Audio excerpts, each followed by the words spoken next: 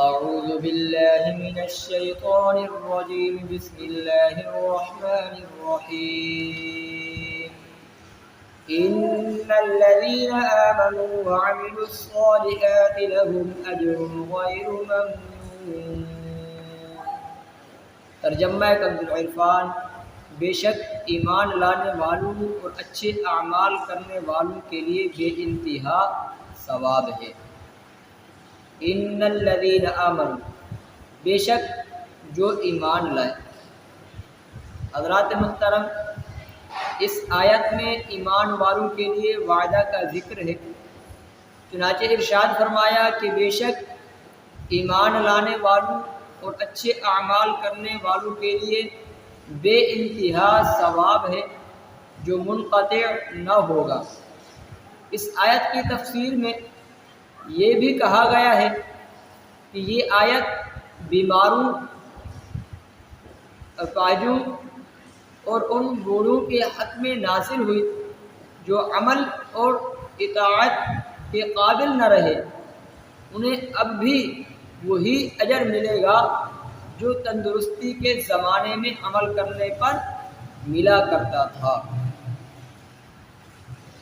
اس آیت سے معلوم ہوا کہ اللہ تعالیٰ اپنے فضل و کرم سے مسلمانوں کو ان کے نیک اعمال کا بے انتہا ثواب عطا فرماتا ہے.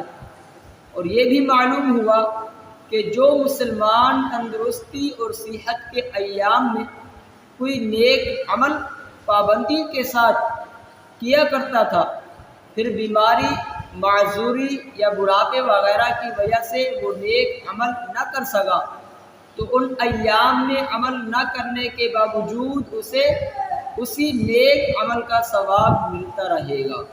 یعنی ایک شخص ہے، وہ پابندی کے ساتھ 5 وقت کی نماز ادا کرتا ہے.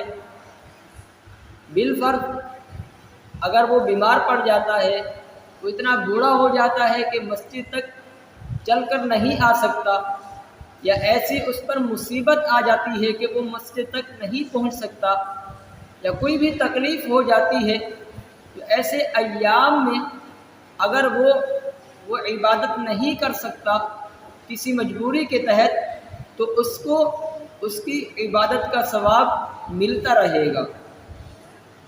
تو یہ مضمون کثیر احادیث میں بھی بیان کیا گیا ہے. حضرت ابو موسیٰ اشعری رضی اللہ تعالی عنہ سے روایت ہے کہ رسول اللہ صلی اللہ تعالی علیہ وآلہ وسلم نے ارشاد فرمایا،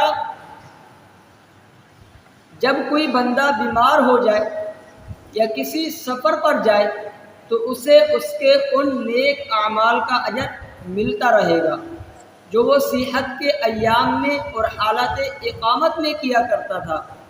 اور حضرت عبداللہ بن عمر رضی اللہ تعالی عنہ سے روایت ہے کہ رسول کریم صلی اللہ تعالی علیہ وآلہ وسلم نے ارشاد فرمایا، جب بندہ عبادت کے اچھے راستے پر ہوتا ہے پھر بیمار ہو جاتا ہے تو اس پر مقرر فرشتے سے کہا جاتا ہے، تم اس کی تندرستی کے زمانے کے برابر اعمال لکھتے رہو یہاں تک کہ میں اسے شفا دے دوں یا اسے اپنے پاس بلا لوں.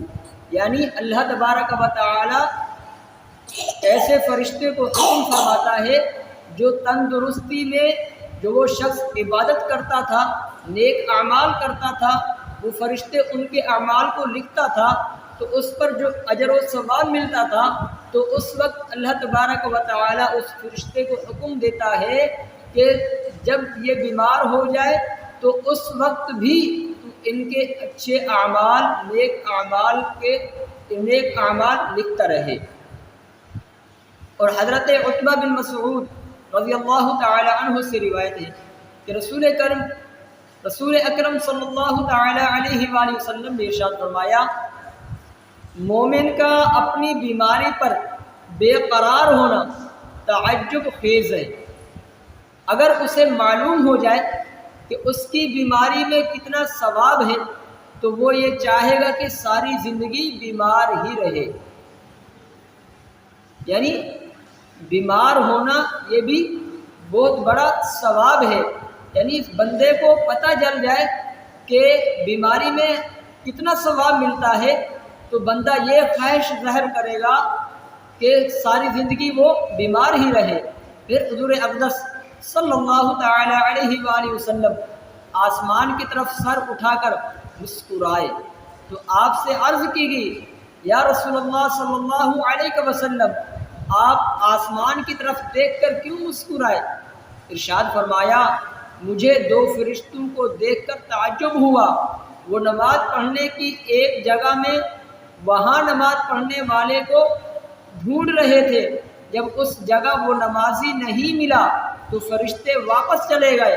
پھر انہوں نے عرض کی اے ہمارے رب عز و جل، ہم تیرے فلاں بندے کا نیک عمل دن رات لکھتے تھے، اب ہمیں معلوم ہوا کہ تو نے اسے اپنی تقدیر کی رسی میں باندھ لیا ہے۔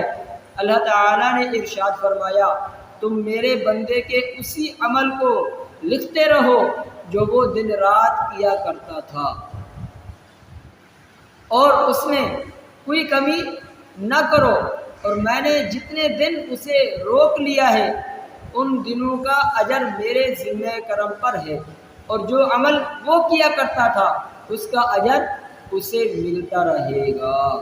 اللہ عز و جل سے دعا ہے اللہ تبارک و تعالی ہم سب کو بھی نیک اعمال کرنے کی توفیق عطا فرمائے، اور پانچوں وقت کی نماز باجماعت پہلی صف میں تکبیر اولیٰ کے ساتھ ادا کرنے کی توفیق عطا فرمائے، اور ہم سب کو گناہوں بھری زندگی سے بچنے کی توفیق عطا فرمائے۔